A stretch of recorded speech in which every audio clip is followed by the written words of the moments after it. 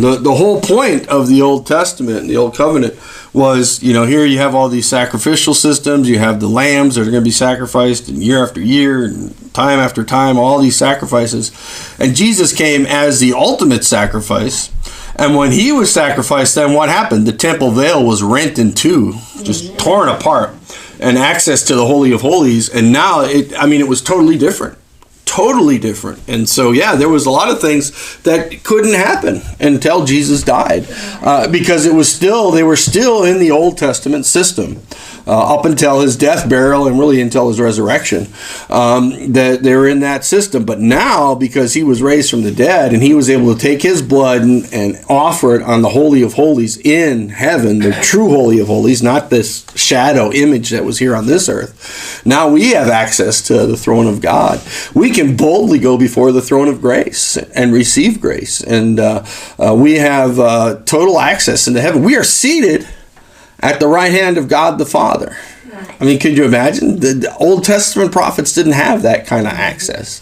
It's amazing when you think about the fullness of what Jesus did and the access he gave us and the power he released in our lives and the ability that we have to be God in this world and to walk forth in strength and victory. It's crazy compared to what they had in the Old Testament. They had these few great men come along. You have Moses, pretty cool. He's parting water with this rod and hitting the rock, and water comes out, and manna comes from heaven. There's some pretty cool stuff happening with him. All the plagues in Egypt, all that stuff, really cool. You have different prophets come along, and they do some pretty cool stuff and that. But it's nothing compared to what we have and the access we have. And I think that's why what Jesus said, he said, John the Baptist was the greatest prophet that ever lived, but the least in the kingdom of heaven is greater than he.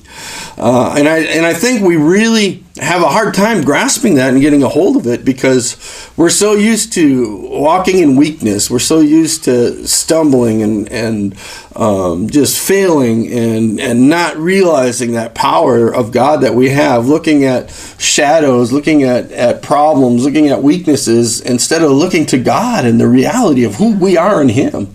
If we could if 10% of believers could grasp 10% of the reality of who we are, we could do amazing things. Could you imagine if we would just really grab hold of this and just walk with it and say, man, we really are Christ in the world. We really do have the Holy Spirit living inside of us. Yeah, I know. We look in the mirror and we still see that same old ugly face looking back at us. I know.